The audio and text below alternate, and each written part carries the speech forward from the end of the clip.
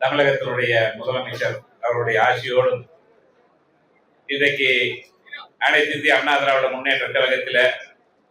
தமிழகம் முழுவதும் இருந்தும் வருகை தந்து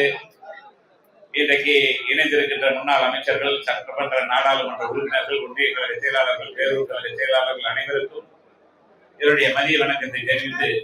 இந்த சிறப்புமிக்க நிகழ்ச்சிக்கு தலைமை பொறுப்பேற்றிருக்கின்ற நம்முடைய கழகத்தின் பொதுச் செயலாளர், மாண்புமிகு ஊரக வளர்ச்சித்துறை அமைச்சர், நீர்வளத்துறை அமைச்சர் மரியாதைக்குரிய அண்ணன் ஆனந்த் அவர்களை, சிறந்த நிகழ்ச்சியிலே கலந்து கொண்டு சிறப்பித்துக் கொண்டிருக்கின்ற முன்னாள் அமைச்சர் பெருமக்களை, வருகை சிறப்பித்துக் கொண்டிருக்கின்ற அமைச்சர் பெருமக்களை, உங்கள் அனைவருக்கும் மதிய வணக்கத்தை தெரிவித்து, அண்ணன் சம்பத் அவர்கள் சொன்னதை போல இந்த இணைப்பு விழா என்பது நீங்கள் அனைத்து மாவட்டங்களுக்கும் நீங்கள் பட்டியலிட்டு ஒவ்வொரு மாவட்டத்திற்கும், அதுவும் விடுமுறை நாட்களில் நீங்கள் அமைச்சர்களாக இருக்கின்ற காரணத்தினால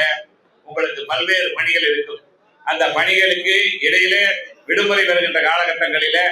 ஒவ்வொரு மாவட்டத்திற்கும் வருகை தந்து அனைத்து மாவட்டங்களிலும், சென்னையில் ஆரம்பித்து கன்னியாகுமரி வரை அனைத்து மாவட்டங்களிலும் அந்த இணைப்பு விழாக்களை நடத்த வேண்டும். அதே போல குறிப்பாக மேற்கு மண்டலத்திலே திருப்பூர் மாவட்டத்திற்கு,